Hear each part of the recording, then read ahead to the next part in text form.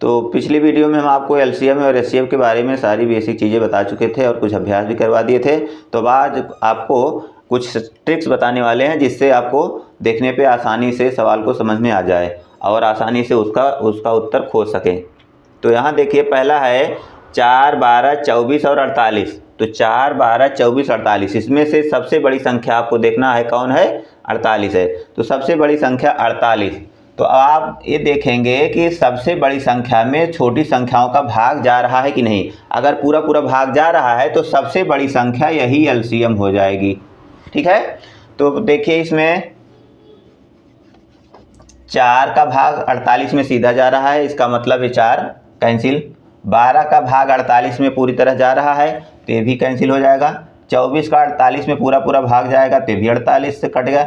इसका मतलब ये एलसीएम यही है, सबसे बड़ी संख्या एलसीएम हो जाएगी।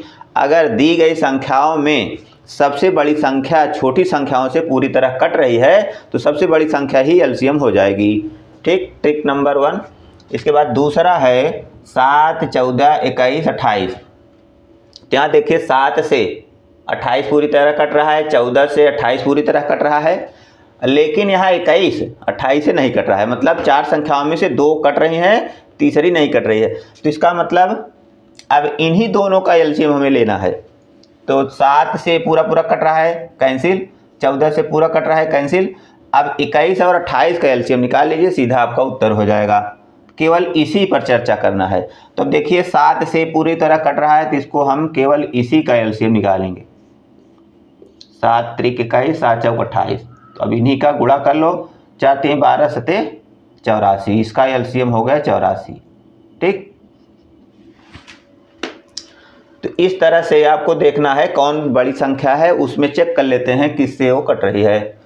अब देखिए ट्रिक नंबर 3 है 5, 15, 20, 30।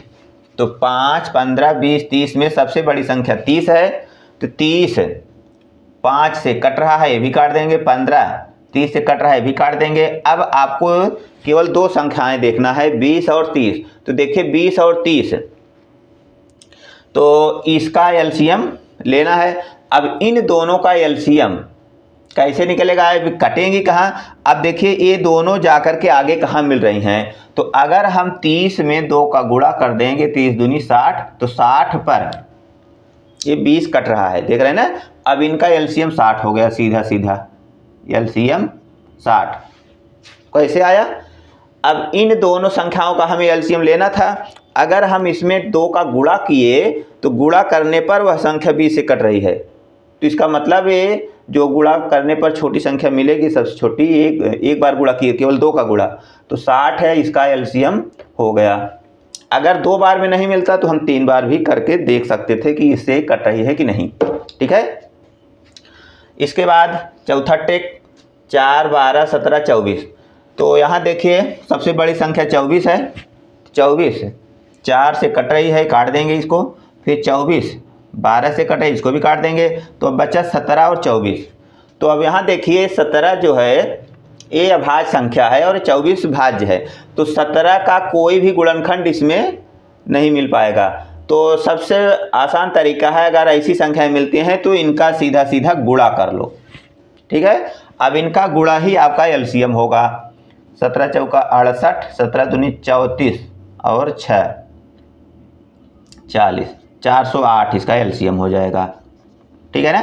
तो सवाल को देखने पर ही आप आसानी से ऐसे लगा सकते हैं अगर इन बातों को ध्यान में रखते हैं। तो ये है ट्रिक की बात। अब इसका कंसेप्ट क्या है, तो कंसेप्ट पर हम चर्चा कर दे रहे हैं जिससे ये समझ में आ जाए कि ये आसानी से कैसे आ जाता है। तो देखिए यहाँ पर हम आपको लिख दिए हैं 4 के अपवर्त और 6 के अपवर्त, 12 के अपवर्त। अपवर्त माने पहाड़ा। तो जो आप पहाड़ा लिखते हो, मल्टीपल लिखते हो, वो यही तो है एलसीएम और एचसीएफ, इसी से निकाला जाता है। तो 4 के अपवर्त 4, 8, 12, 16, 20, 24, 28, 32, 36, 40। तो अब ये देख रहा है कि 4 और 6 और 12 के अपवर्त में समापवर्त कौन है। सम अपवर्त, सम मतलब जो तीनों का सम मतलब बराबर हो। तो यहाँ 12, 12, 12 देख रहे हैं, 12, 12 ये तीनों के समापवर्त हैं। इसके बाद 24 ये भी समापवर्त्य है। इस तरह से 36 भी यहाँ देखिए मिल रहा है, तीनों में ये है समापवर्त्य। समापवर्त्य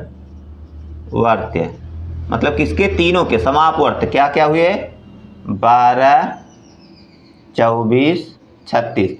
इस तरह से और भी होगा। समापवर्त्य में आपको क्या खोजना होता है, लघुत्तम समापवर्त्य। लघुत्तम समापवर्त्य, लघु माने छोटा, तो इनमें समापवर्त्य में से सबसे छोटा कौन है, 12, तो इसका एलसीएम यही होता है 12, जो एलसीएम आप लोग निकालते हैं। समझ में आया। तो एलसीएम मतलब लोवेस्ट कॉमन मल्टीपल, सबसे छोटा कौन इसका गुणा है जो कि तीनों से कट रहा है। तो इसी तरह इसी कंसेप्ट पर आपको सवालें लगाना होता है। ठीक है, तो आशा है आपको ये समझ में आ गया होगा। तो इस तरह से आप लोग आसानी से कोई भी सवाल लगा सकते हैं अगर इस ट्रिक से मेल खाती है तो। ठीक है।